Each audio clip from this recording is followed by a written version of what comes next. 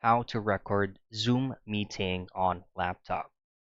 The first things first is you need to be on a live meeting so that you can record any clip from that current session. But on this side of an example, we will just be creating a meeting that has no participants in it. So once you're currently on your Zoom workspace or on a live meeting session, all you have to do at first is go into participants, and then a right side portion of the current participant is just simply hit on the three dots. And here you just simply enabled recording to one of your participants where you would like the recording to be added.